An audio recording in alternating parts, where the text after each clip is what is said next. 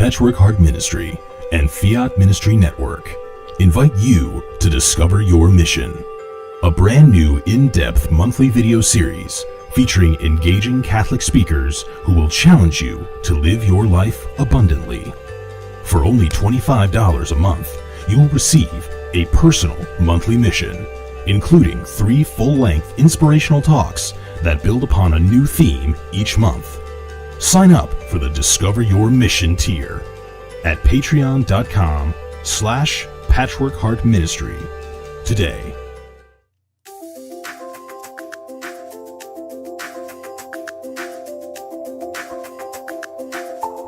Welcome to the Sowing Hope podcast. This is a show all about implanting hope in our hearts. I'm Bill Snyder, joined by my friend Ann DeSantis. We're glad you're here for our uplifting conversation about faith and how it sustains our hearts through all the seasons of life. Thanks for walking with us. And good evening, everybody, and welcome to the Sowing Hope podcast.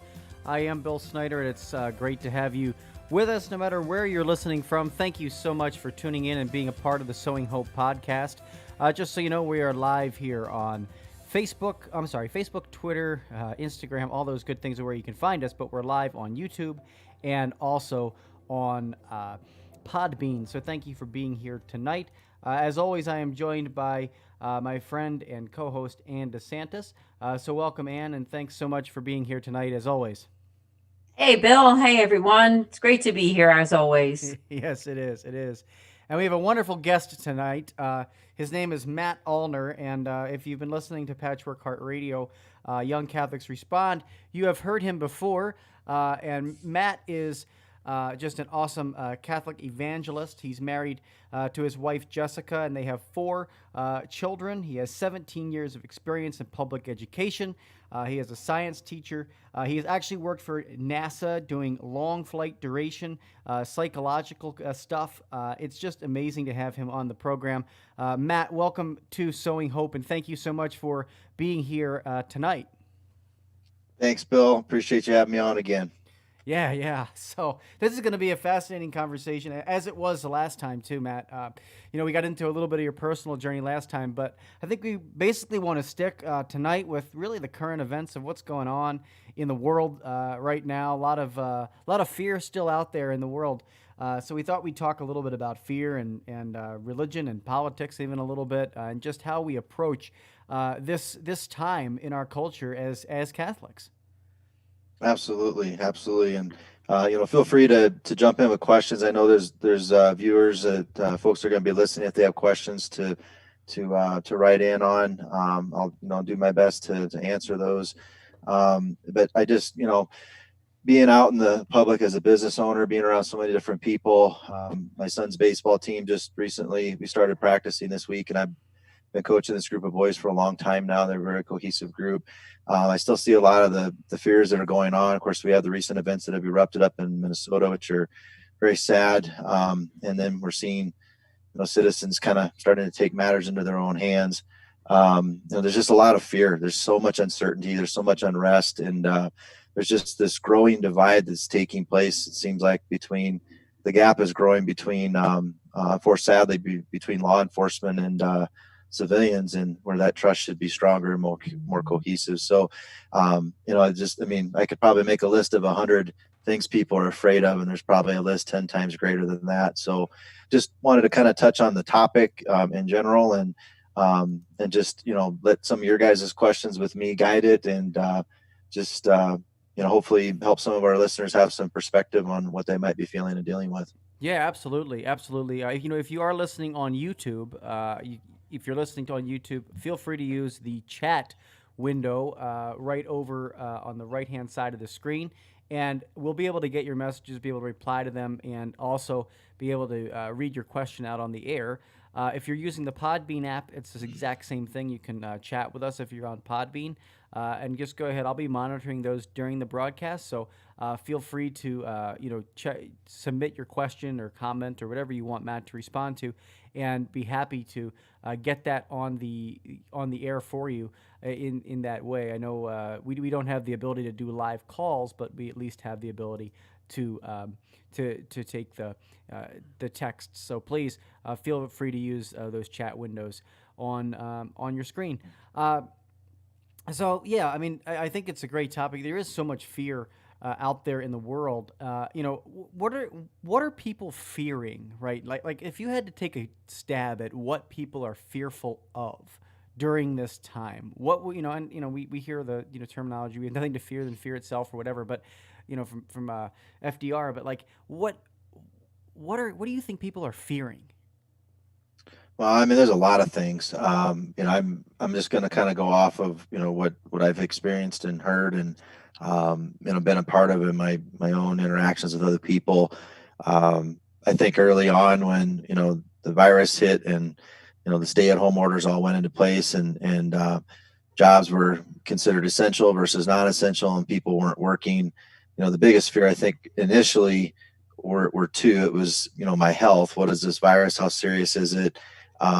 Is this going to be like a bubonic plague where people are dying all over neighborhoods, or is it going to just be more something like a common flu? People didn't know. I mean, there were lots of people, and myself included, that we were skeptical, but we still needed a little bit of time to kind of see what was going to play out. My wife's a nurse in the hospital. I wanted to kind of hear from that experience, as well as all the things you're flooded with on the news, and then just kind of take in all that information and start the process of kind of sifting through and disseminating that a little bit. But the other fear I think that was very real, and it's no one can question or argue it too much, is the financial one. When people were losing jobs, and the longer the stay-at-home orders went on, it just started wreaking havoc with the economy, and not just in the States. This was happening globally, but I think it's pretty safe to say with confidence that our economy was by far the strongest at the time that this hit. So it's had that impact, and of course that starts to make people worry about the future and question and wonder. And then you have young children, like we have one that's in college, just started, and another that's going to be graduating next year. That uncertainty of being able to provide, those are all things that start to kind of settle in the back of people's minds. And I think for some people more than others, that fear starts to really paralyze them, and it can cause you to make bad decisions that make the next decision that much more critical.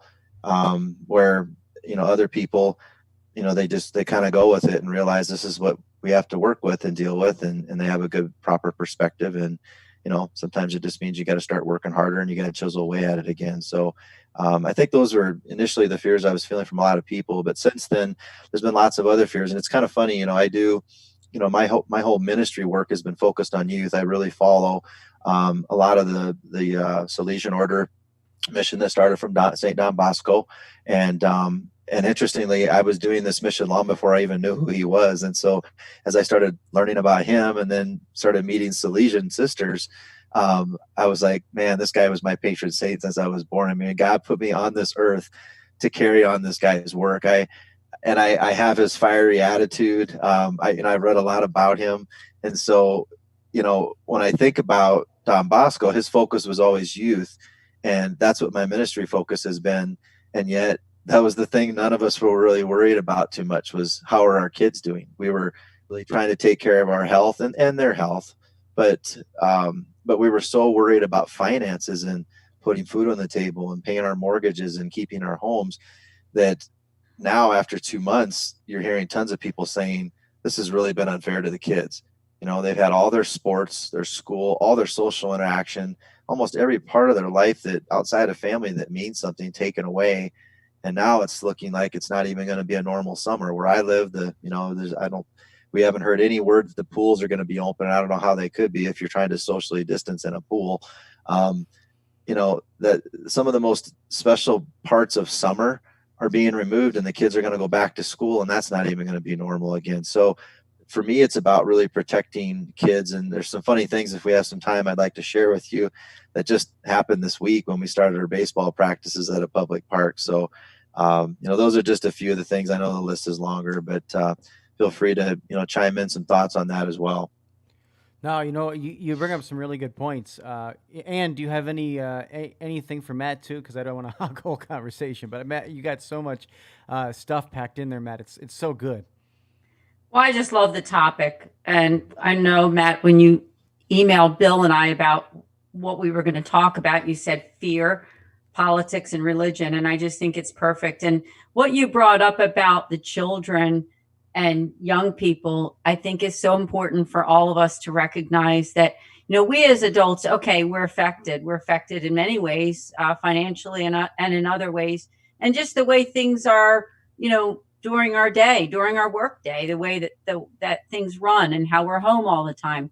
But for them, as you said, Matt, I mean, it's affecting them in really many ways that we may not even think about. And even with the summer coming and not even being able to get to the pool or outside to hang around with friends, it's something for us to really pray about and think about. So I appreciate that you brought that up. I think it's very important. Yeah, thank you. It's kind of funny.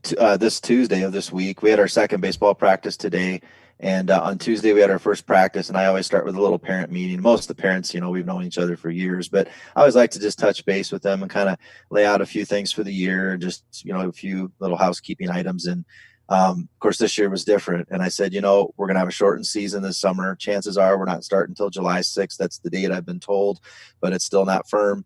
We're starting practices early because a lot of the boys didn't have their spring high school season. So they're really starting the summer rusty. And they are. They're out of shape. They haven't been throwing. I got to take it very slow. I don't want to injure anybody's arms and stuff. But I told the parents, I said, my focus has never been about winning, but we've always won. Every year we get into the championship, and it's very rare we don't win, but that's not the goal. I always start slow. I always kind of put the kids in a tough situation where their record's not usually great in the beginning because it makes them work. If it comes too easy too early, they start to slack off, and then they have problems going into the end of the season. We always struggle. So I was kind of telling them, I said, this summer, all I want this to be about is getting normal back for the boys. I said, I seriously am not going to care at all about winning. I'm going to be playing the boys in a lot of positions they've never played. I want them to have fun. And we've been doing so many team building activities, so many activities over the year to slowly build, because what my goal has ultimately been working with them in the summer, because it's separate from the high school programs, is I want them to see one of two things. When they go back to high school and they're involved in any activity, whether it's just being in a classroom, another sport, or baseball, if that's what they play at the high school, I want them to see and compare the norms of our summer versus the norms of those teams. And what a lot of the boys have found, which is why they stay with us, is that there's just so much negativity, so many cliques, so much politics that comes in, and sports in high school has almost become like sports in college, where it's almost like a job, like a business, and it's year round, and kids just aren't allowed to really just be athletes and have that well-roundedness that just kind of mentally gives them rest from one sport and lets them transition to another. So it's been really neat to see how supportive our parents have been, and just about this summer, we just want to make this fun. So since Tuesday already, and our boys are older, some of them can drive and pick up other boys. They've already done 2 hikes up in the mountains together. Today they got together after practice and went out and had lunch together. They've spent the entire day together. And what's kind of nice to some degree is that there's not a whole lot else for them to do. They really can't go too many places. They can't go to the movies. So they kind of have to take a step about 40 years back in time and enjoy each other the way a lot of us grew up. And we brag about how special that time was. And if you only knew, and now's the time for us as parents to engage and help our kids see that beauty.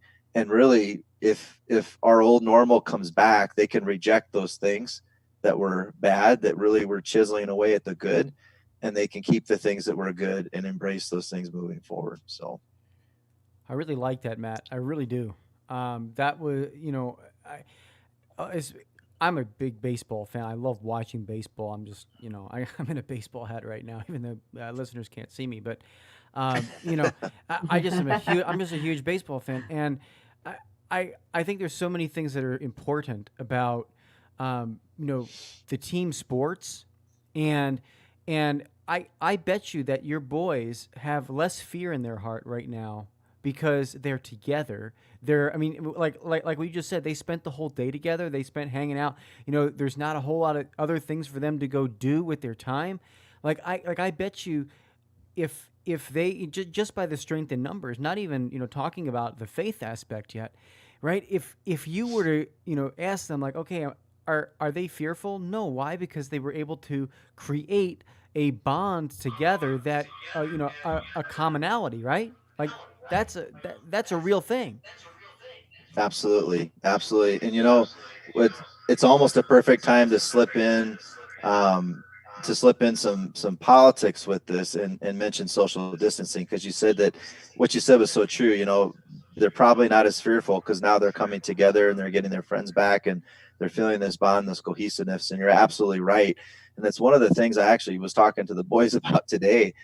We had a situation Tuesday where the facility, I think he was the facility manager of this huge park that we were at, was stopping in his truck and looking at us out in the field. There was another group. There was a swim team. Sadly, they don't have a pool to swim in, so they're out doing workouts. I told my boys, I said, be very thankful that we get to actually use our regular equipment. I'm like, can you imagine practicing in a pool by running around here and doing workout? So anyway, he was taking pictures of us, and I knew what he was doing. And eventually, he came over, and we were finishing up our practice in a circle. Just just doing my normal closure talk with the boys. And he said, he goes, hey, and he was polite, and he goes, hey, you guys are in a group of 10 or more. I need you to socially distance. You need to be 6 feet apart. And, I had a problem with that. I didn't turn it into a huge deal, but I just said, really, I said, well, you guys should have been here Saturday policing the park when there were 500 people here. No one was doing anything like that. And I said, I don't mind you asking me to do that as long as you're consistent and you're doing it all the time while people are here using the park. Because if you're just picking and choosing the groups that you're going to ask, I said, it's kind of discriminating a little bit, in my opinion. And I just said, I'm just trying to create normal for our boys. And I said, and they look up to me to provide that for them. And so I didn't make a big deal about it. He goes, it's either me going to be telling you or the sheriff. And right then I had a problem. And I said, well, then maybe we just need to get the sheriff down here and we can all have a little talk about the Constitution and the First Amendment. And so I was expecting something today, but nobody was there, and no one caused any problems with us. And but just talking to the boys a little bit about that, I said, there's some good things about staying away from people when people are sick. I mean, during a flu season, we do this with our kids all the time. We don't go out to restaurants and eat. We're a lot more cautious when the flu is at its height because we just don't like being sick. It's just no fun. I mean, we're not worried about the death aspect of flu, which that's still real, but we just don't want to be sick or throwing up or, going through the body aches and all the things that come with the flu. It's just not fun. Plus you pass it around a house when you have kids, it's just, and it can last for 2 months and it's miserable. So, we do that anyway, but I was explaining to my boys today, social distancing is becoming more political now simply because what's happening is the kids, the people that convene in numbers are powerful. They have strength, right? I mean, we have strength in numbers. Jesus said, wherever 2 or more pray, I'm present. I mean, he didn't say just pray alone. He wants you to pray with more than one. So there's strength in numbers. And when your numbers exceed, 10 and they expect you to socially distance regardless, they're not letting you get close. They're breaking that bond of cohesiveness. And, whether it is intended with the health aspect or if it's political, they just, are trying to leverage people. I don't want to get into that aspect of politics right now because everyone's got their opinions on it. But the fact of the matter is that, we have strength in numbers. And when we're being prevented from doing that, it's there's a concern. I mean, I can't imagine playing baseball and never coming in close contact with teammates. I mean, can you imagine playing baseball where coming off the field playing defense, you were told you can't be in a dugout with your buddies in between while you're waiting to hit. You have to stay spread out. You can't be in a dugout. You got to put a mask on when you come off the field. These are the rules that have been laid out for the men's league here in town in Colorado Springs for the summer. I'm not playing in the men's league anymore, but I told some of my friends, I'm like, are you seriously that desperate to play baseball? You want to conform to those norms to play it? I said, man, you love the game way more than I do. I said, I love my freedoms much more. So anyway, yeah, you were that's honest. Just me. Yeah, it's just no. I love hearing. It's me. So I love hearing. But yeah, I mean, it's you just it's an interesting topic. Yeah. Thank you for sharing on that, because I'm just visualizing your interaction there with the sheriff or whoever he was. And I give you credit that you stood for what you believe and the truth, right? Because I mean, we're in a time that, it will take time for us to get back to normal, but we pray to God that it won't take too long. I mean, I Yeah, think that's what it comes down to. We just pray that this whole process isn't going to be, a couple year thing, because I don't know if all of us really want to do that. yeah. I don't Not that think it's we're. about what we want. We want what's the common good, what's best for society, but we have to draw the line somewhere, I guess, with Yeah. between safety and freedom. Yeah. Well, one of the things I mentioned in the notes for tonight was fear versus panic and kind of that concept, and it's kind of a good place to slip this in right now. I think what's you got a lot of different types of people in the mix here, and I guess I could probably make this strong assumption with some confidence that it would be politically. I think you have some political people that are, they're not worried and fearful of this at all. I think our president's been one of them. You haven't seen him wearing a mask. He's been taking a drug to be preventative, has been, been supportive of it. I don't want to get into things with President Trump, but that's just one example. You see other politicians that have their masks on all the time. You see, but then you see people on both those, I shouldn't say extremes, it makes them sound bad, but you see people on both those sides of the coin, mask wearers and non-mask wearers, that have taken, my freedoms are being attacked to the extreme, and now they're panicking because of that.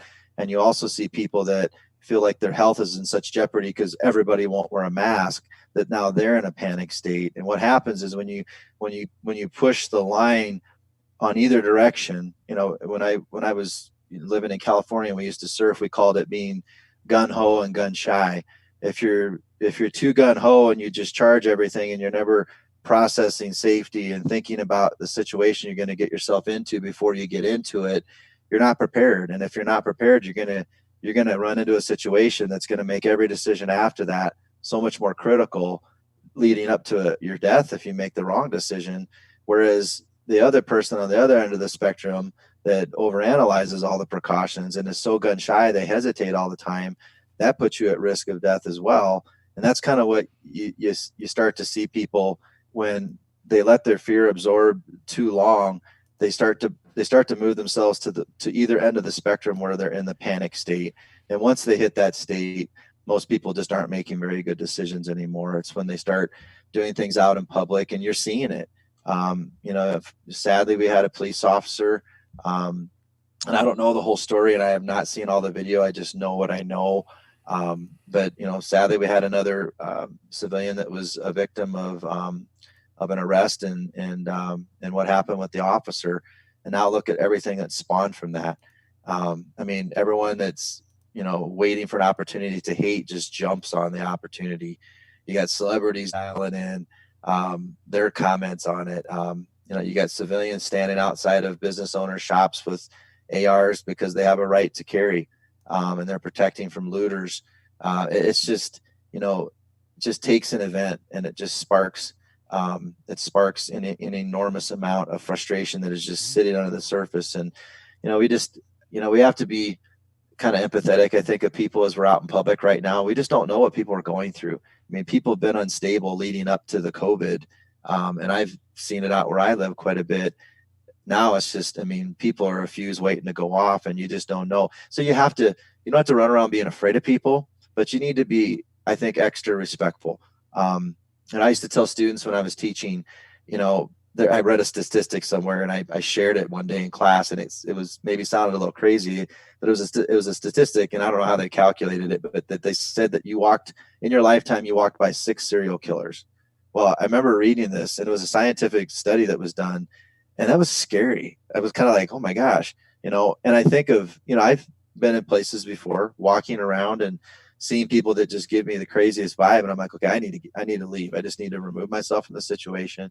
And you use those instincts to get yourself in a safer spot, but sometimes you can't. Sometimes there's a short engagement. There's eye contact, there's close proximity, and what I've always done with every single person I see. I mean, I stop and just visit the homeless people when I'm stopped at a light coming off the interstate and they're standing there. I don't know. I don't usually give money. I'll give food or water if I have it, but I'll always engage with them verbally, and I'll be so kind. And I'll, usually if I feel the time's right, I'll even ask them, hey, would you do something for me? Would you pray for me? And would it be okay if I prayed for you?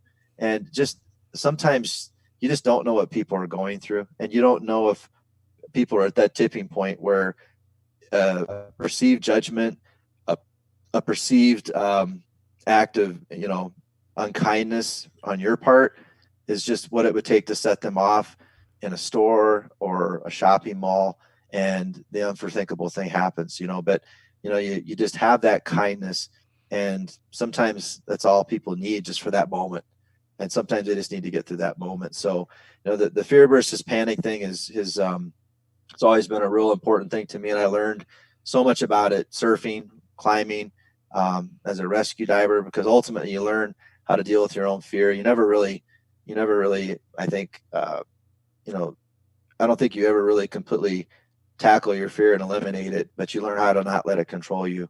And that's the important part of fear. And I think that's the biggest thing that a lot of people need to really take a look at, is my fear controlling me, versus do I have control of it? And the best way to do that is to face your fears. You can't, push them in the subsurface. You can't avoid them. You got to face them head on. So, yeah, Matt, you brought up a really good point too about, Ann and I say this off the air and on the air quite a bit, about just about the care and compassion in the Catholic Church, right? And how you just detail, like, okay, I'm going to say hello to a homeless guy, like, and I'm going to ask him to pray for me, and I'm going to pray for him, like if we all did that. If we all took the time as Catholics, we talk a lot about the the doctrine and dogma, but we often don't get down in the nitty gritty of, like, okay, how am I serving my fellow man? And because, as you said, you don't know where somebody is. If they're at the tipping point, they could be one bad conversation away from an active shooter situation or something crazy going on. And so just having that kindness and compassion and knowing, all right, like, I'm going to act on, even if I'm a little bit fearful, even if I'm a little bit on edge, I'm still going to act, and I'm still going to say, hey, how are you? God bless you. Of course, not give them money, but help them with, if you got food or water, as you said. There are so many things that we can do during this time to help those in need, that and that they can do to help us too, because they don't know where we are either, so I think just having that exchange and hearing that from you is such an important piece of the puzzle during this time, for sure. Absolutely. You read my mind. I just have to say, Bill read my mind. That the Heart of Sowing Hope podcast is exactly what you said there when you brought up the word empathy, because whenever I hear the word catechesis, we think of the Catechism of the Catholic Church and all the gifts that we've been given. And yes, some of them are rules and regulations, but part of being catechized is what you said. And we can't forget that. Part of being well catechized is remembering that homeless person, is remembering to empathize with people who maybe aren't as fortunate as we are. Even as far as our spirituality, they may not be as as gifted as we are in understanding faith and religion. So thank you both for bringing that up. And that's a blessing. And I know that one of the other things that you mentioned, Matt, was coping with fear. I wondered if you could touch on that too, because not only is there fear versus panic, but we also have coping with it. Yeah, I kind of made a statement at the end of my last statement, just with, facing your fears.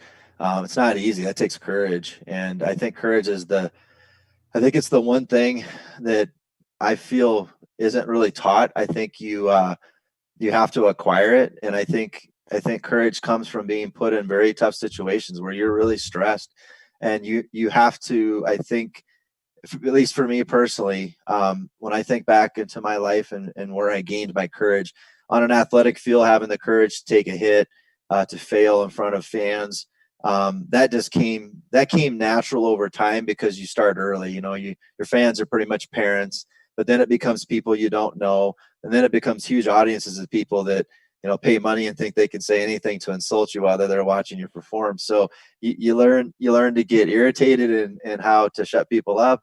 You learn how to laugh at it a little bit, which sometimes makes them even more upset. I mean, you learn different coping mechanisms, but in life, the coping mechanisms are different.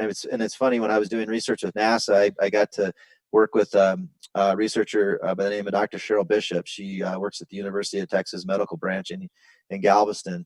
And I met her in China. She was presenting right before me. I didn't know who she was. I loved her research topic, and she actually was presenting on a research study she had done at a place I was going to be a research subject at, just in about 6 months from when I was giving my talk. So I asked her, I said, hey, is there any way I could collect some more data for you? I'm going to be at the MDRS. And so she's like, great. So we started collaborating. Well, as I started learning more about her research, I was fascinated because one of the things she was really intrigued on was stress and coping mechanisms when people are under enormous amounts of stress, but specifically in isolation and confinement. And she was doing saliva tests. She was looking for levels of cortisol in saliva samples, spit samples people would take. But then she would back that up with survey data, psychological assessment she would give people at a baseline before they were in the stressful environment, at the midpoint of a mission when they were most likely under some stress, and then at the very end of the mission. And she would kind of compare all the data. Well, the thing I learned the most out of all of that was stress and coping and how people deal with different types of stress. And I was a subject in my own study. So what I found interesting was that I was actually more stressed before I went on the mission than everybody else on the trip. Wow. I was the least stressed and almost had zero stress at the mid-mission point. And then my stress started to come up just a little bit as I was getting ready to go home. Well, I kind of joked around with everybody. I said, well, I know my own data, so I'm just going to even though I know it's a breach, I'm just going to share it. I said, that's my data point. They're like, what? You're the opposite of everybody else. I'm like, yeah, my parents have been telling me that since I was a kid. So anyway, maybe they're listening. Yeah, I told them I was on, so I don't know if they're listening. But I said, well, the only difference is that everybody that came here, only 2 other people were married, but I was the only one married with kids. And my stress wasn't from my family or my kids. My stress was leaving them. I was nervous to leave them because it's kind of like when military special forces or SEALs or anybody in the military goes off to combat. If you don't have things in order at home, you're mentally not all there when you leave, and you need to be focused, and you need to know that everything's good so that you can focus on your mission while you're gone. Well, everything was fine, but it was my first time really away for a long period of time. Other than one other trip I'd been gone, and I just had some, I had a lot of work to do, a lot of things going on. But anyway, the mechanisms people use to cope, there's positive and there's negative, and there's a whole category of things that we can choose. You've seen, I've talked to a lot of police officers that I know on the department here in Monument where we live. I've asked them how things are going, since all of this started. And the number one thing they said they saw a huge rise in was alcoholism at home and with parents, and then a lot of depression and suicide that was going on especially with teens. And as he was actually telling me this, he got a call for a suicide. It came over his radio and he had to leave. So, some people aren't choosing positive coping mechanisms, and it may be a variety of things. Maybe they're just not available. Maybe they're just not things they're used to, but there's a lot of things that we can do. And of course, a lot of it is social. So when that piece was removed, it just naturally pushed, I think, a lot of people to negative coping mechanisms and not being able to, deal with whatever situation they were in. So, being able to cope with fears and uncertainties, all these things, it's the first thing it's going to affect is our level of depression, but then that's going to escalate things further and turn into, personal or individual health or safety. So, I really encourage people to, come up with a list of things you enjoy doing. That's your coping mechanisms, and just do it. Have a schedule. If you can't do all of them every day, pick one, do one a day, even just that little bit of reset, to start your day and end your day with that, whether it's prayer, whether it's exercise, going on a hike, talking to someone you care about on the phone or in person. Give yourself that at the beginning and ends of the day, and give yourself a half hour to an hour, because it just unloads your stress. It lets you, if there's any stress still when you wake up, it lets you set that at 0 before you start your day and you go interact with people. And at the end of the day, I think that's the greatest thing that sports has given a lot of kids over the years, at least from what I've seen, is it's a great reset. Long day of school, you're mentally drained, and now you just go out and physically exert yourself in an environment for an hour or two. You get all that stress and crud out of your system. You go home, you maybe do a little bit of homework, and then you crash. And then you wake up and you do it all again the next day. And again, that goes back to the concerns I had earlier when all these activities for kids shut down. I mean, were kids getting that same exercise? Were they getting that same social stimulus interaction that helped them de-stress? Those things were being removed from kids. And that was my concern for them. Wasn't just so much, poor kids, they don't get to go play sports.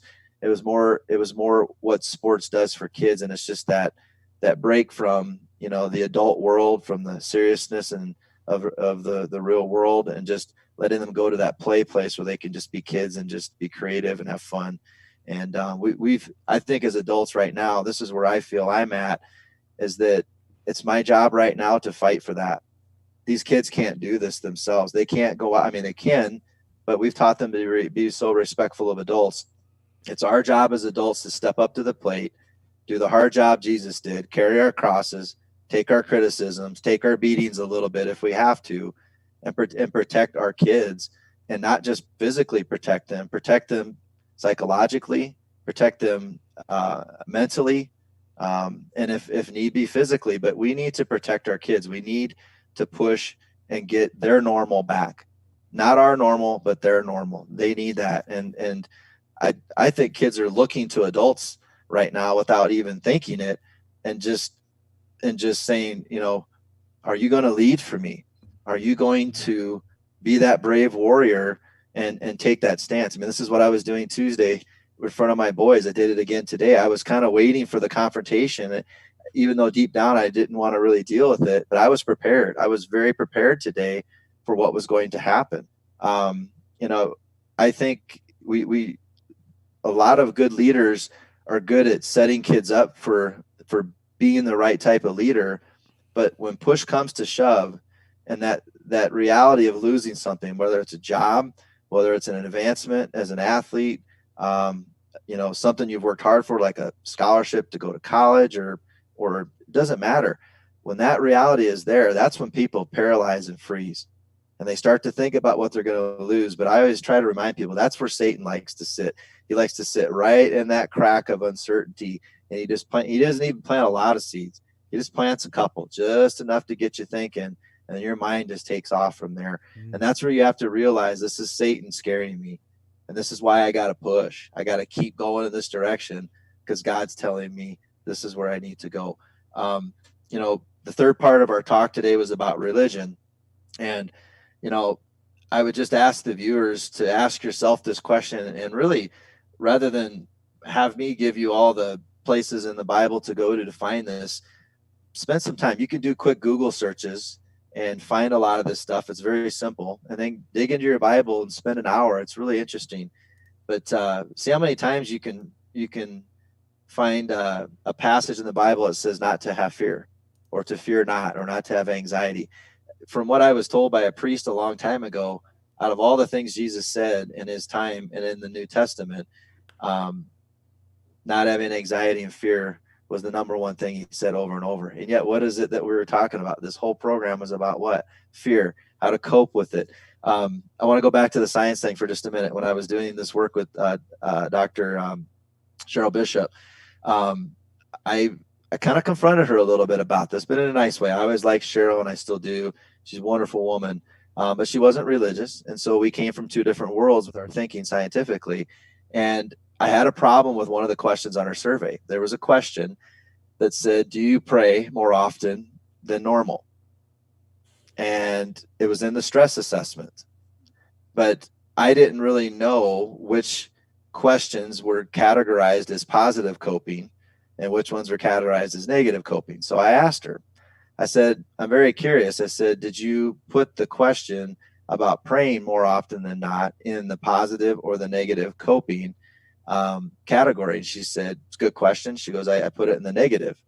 I said, really? I said, why do you think praying would be negative? She goes, well, it's not so much that praying is negative, but it's an indication of that you're under stress. I said, well, I understand, but you still put it in the negative coping category. I said, wouldn't it be positive?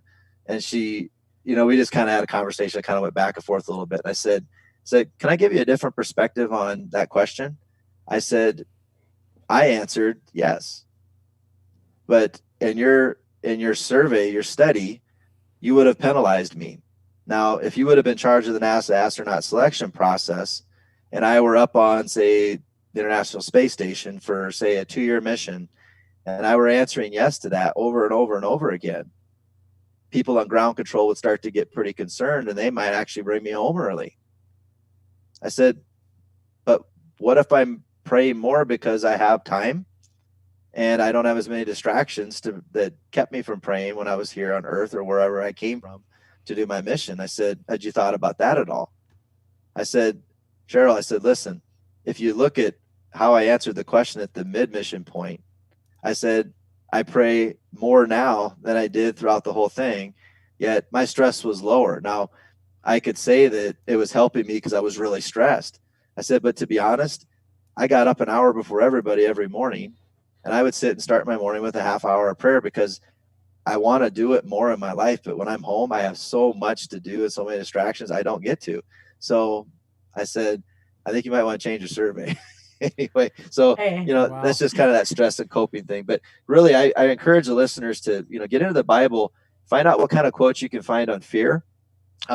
Even look up quotes on politics. I found some great ones. One in particular came out of Acts. It was, and I got it right here. It's chapter 5, verse 29. It says, but Peter and the apostles answered, we must obey God rather than men. That's my challenge of the day for everyone listening. If you say you're a patriot, if you say that you love your God and this nation was dedicated to God when it started, you're going to have to say no to some authority. I as much as I don't want to turn everybody into, rebels out there. Our rights are being taken away. You can look at it however you want, but our rights are being taken away, and they're going to slowly give them back to us at best, slowly. And how they've already talked about schools reopening is a classic example. There hasn't been one source that said, that I've heard that has said, don't worry, our schools will be open as normal. Kids will all come back. They'll go back to classes. I've heard combinations of online and showing up certain days of the week. And it's like my son's senior year's next year, and I watched his friends get their prom and their graduation stripped away from them this year. I don't want this to be for my son. But it's not as easy as going and complaining to the school board and to the school. It's much bigger than that. But, we have to obey God. If we can disobey man, other people, but not break the commandments, we're doing God's work. And it's what the disciples did, right? There were people telling them to stop doing what they're doing. They told Jesus to stop. He was always polite. He was always respectful, but sometimes he would respond verbally and he would say things that would upset them, but it was only because they were true. And if we speak truth, and that is law, that is our Constitution, if we speak that truth and we do it with respect and dignity, they will still hate us. And Jesus said this at the Last Supper, the world will hate you, right? But remember, it hated me first. We have to take so much console and confidence in that we're not alone, and God will be with us. He'll help us with the words we need to say. He'll help us navigate the very slippery slope that we're on, but we have to have the courage to do ultimately what Jesus did and take the persecution and take the criticisms. And we even know how the story went with Peter. Peter was the strongest disciple, and he failed him 3 times. But Jesus still built his church on Peter, and Peter was incredibly strong, after the resurrection. So, I encourage the listeners to really check out the passages and also look into some of the passages that are there that regard unjust laws, and look at some of our former leaders like Martin Luther King and some of the saints that he quoted, who had made comments about unjust laws during their time of persecution. So some great things to, really do some research and some homework on. Yeah, no, you've got some great things, Matt. Great suggestions for listeners, and having courage and stepping into the breach. So Satan wants us to roll over. Satan wants each and every one of us to roll over and not have an end to this. And you're exactly right about just law and unjust law. And when you take a look at that inside the Catechism of the Church, you take a look at that, you're going to find that absolutely our duty is to obey God first. And if there are, I think the most classic example of unjust law that I think most Catholics are familiar with, if you're Christian or you're non-Christian and you're listening to this, like I know some of our listeners are, what we believe about the dignity of the human life, and abortion stands in direct opposition to what the laws are in this country. And so you look at that and you have to stand up for life. And I know people, one of my former friends out here, not even a former friend, just a acquaintance, Joe Scheidler. Joe has been to the head of the Pro-Life Action League here in Chicago for many, many years, and he's been to the Supreme Court 3 times with the same case. And he finally won the case, called Now versus Scheidler, a national organization, Women Against Scheidler. And he's had paint thrown in his face. He's had people, but here we are. Like this is the time where and Joe's now I think much older, but what's unbelievable about him is that he will be standing in Chicago, on the coldest days of the March for Life in Chicago, in -5 degrees out there, and he's down on the street corner, praying and working to right the wrong. And so, and tell people that we have a responsibility first. So, to God and then to man.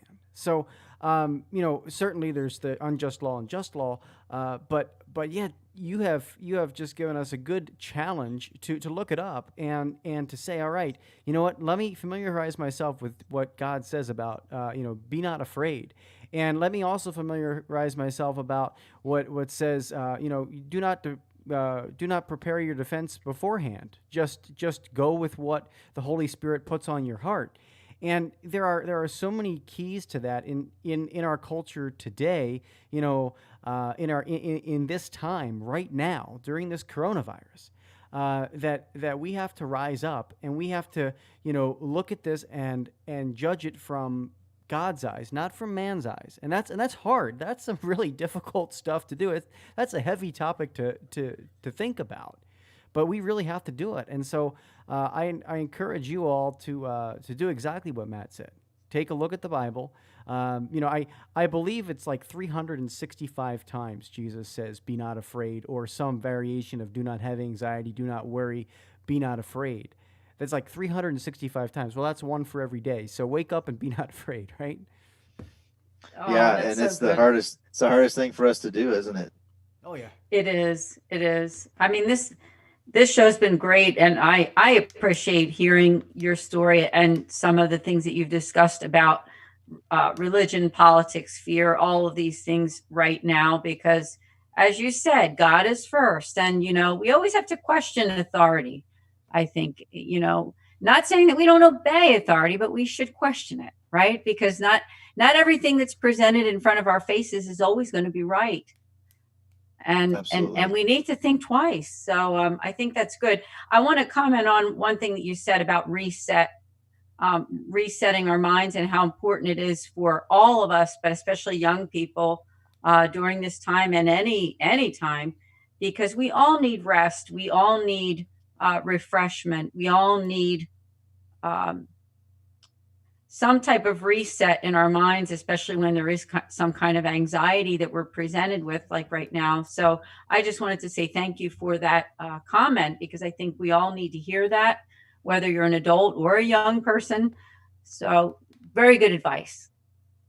Thank you. It's been a pleasure being on the show. And if some of the listeners have questions, I don't know if there's a way that they can contact any of us, or even if you want to contact me, you're welcome to through my website. I don't know, Bill, if you put that up or not, or if it's on your website, but however they might have questions. I also have two good resources that actually work professionally in this arena: depression and suicide for teenagers. They're obviously, they live here in the Springs where I live, but they're a wonderful source of information and guidance and support if there's people out there that need it. We don't want anybody feeling like they're alone, because you're not. But it's easy to feel like that at times when you get a little down the dumps. So just know God loves you. We care about you as well, and we want to help you as much as we can. Yeah, absolutely, Matt. And for our listeners, we will stick in the podcast show notes during the live broadcast. We can't do it, but I will put Matt's website and all his information in the show notes. So when you head over to our podcast feed after the show, you can grab all of his show notes and get in touch with Matt. I mean, Matt, why don't you give us a little bit about, I know you work with, Catholic speakers, and you're a Catholic speaker and you work a lot with youth, but why don't you take a little bit of the time and talk with people about how they can bring you out to their groups, and, how they can get in touch with you and the other stuff you're doing, just because I know that, that's an important thing to support our Catholic speakers during this time of COVID. There's no live events. Yes. Amen. Well, I appreciate that support.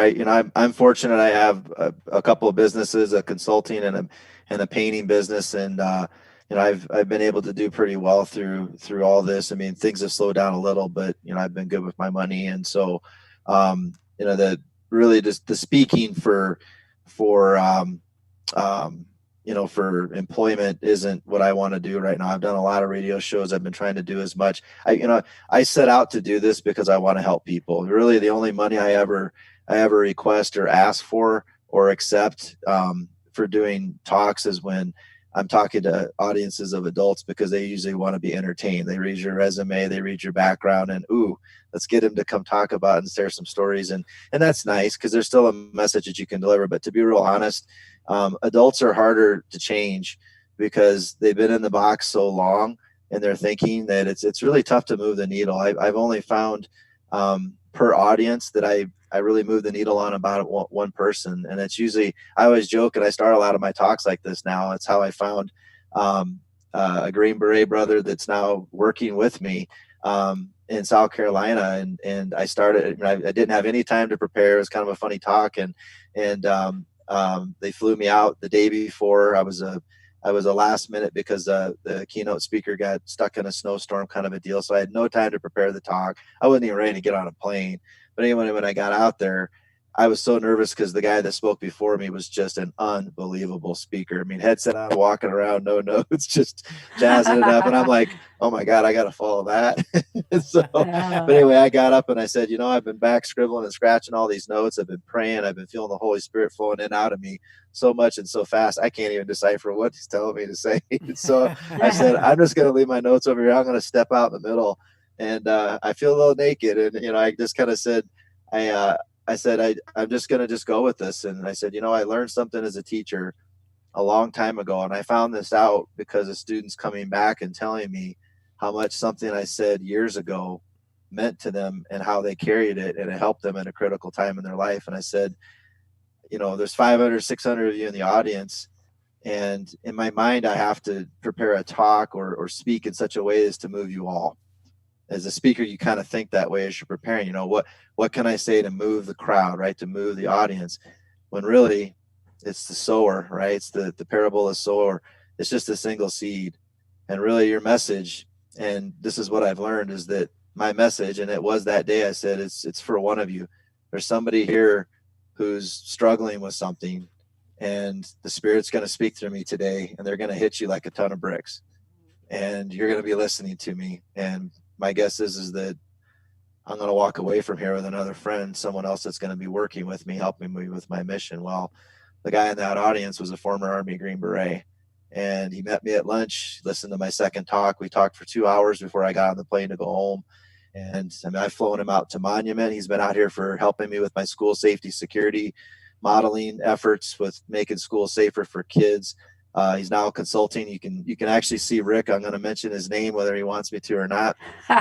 He's on my website as one of my consultants. He's a very decorated officer in the Army. And it's just been really neat sharing this voyage with him, both with what we see going on with patriotism and rights in the country. Helping him a little bit is I know he's kind of post-combat with his mindset and thinking. He's just a great guy. And then just sharing my faith with him, because he's a fellow Catholic, has just been really wonderful. So, I would encourage, anybody that wants to reach out to me for speaking venues, you guys, you can either go directly through my website. I'll still patch it through to Catholic Speakers and Joe Higgins, and he'll be my booking agent, or you can go through the Catholic Speakers website and just look for me under through the profile and put in a request to have me come speak. But I hope someone listening today gets off the computer and their life's been changed by something we said today. If we did that, we did our job, and this was worth all the time that we spent here tonight. So thank you. Yeah, absolutely. And I'll tell you, Matt, I know that that's the case because the Holy Spirit always makes divine appointments with people in podcasts and radio. So no matter where they're listening from, whether listening live or later on the podcast feed, it always happens. It always happens. And it inevitably happens when you're least expecting it. You get a email in the inbox, and you say, "Oh my gosh, who is that guy? How can I get in touch with him?" Or they just, or you might never know, and you learn about it in the next life in heaven. Like, man, I did this for this person, and so I know that's just the nature of the business and nature of the beast. With Catholic radio and with podcasting. So thank you so much for the message of hope that you share with us today. Because even though we talked about some really tough topics in this and some hard things, some hard challenges, there's hope in the midst of all of what we're talking about. There's Christ gives us hope during these times. Our Christian faith gives us hope that this will end. And as I've said plenty of times on this podcast before, and I'll say it again, that once you have what you're looking for, once you have what you finally are looking for, whether that's the increased freedom, the baseball season's back, the NBA's return, whatever it is, you have no longer to hope for it. Hope is the only virtue that once you possess it, you no longer need the virtue of hope, because once you have it, you don't hope for it anymore. You have it in your hands. So I really just encourage you all to head over to Matt's website and check it out further. It's leadershipandlegacy.net. And that's just one of his websites, of course, but leadershipandlegacy.net is where you can find Matt and learn about his mission, his services, presentations, all of this stuff. And it's just a great blessing to have you on today's program, Matt. Thank you so much for joining us. We'll definitely have you back on. And thank you from me too. And in advance, I'll say Happy Father's Day. You're a very good father. Oh, thank you. I try. I fail a lot too, but I do my best to try to be a good dad. So thank you. It's been wonderful working with you both on the show today. Thank you. God bless. Thank you. You too. Well, this has been an episode of Sowing Hope. It's hard to believe that hour flies by as fast as it does, folks, but it really does. So thank you so much for tuning in tonight and being a part of the program. And don't forget to head over to our Patreon site and check out all the amazing premium content that Fiat Ministry Network puts up with Patchwork Heart Ministry. There's so many great things, including Ann's brand new show, Journeys in Faith, as well. Check it all out on Fiat Ministry Network, Patchwork Heart Ministry. I'm Bill Snyder. Keep beating to your Catholic heart and sowing hope into broken hearts.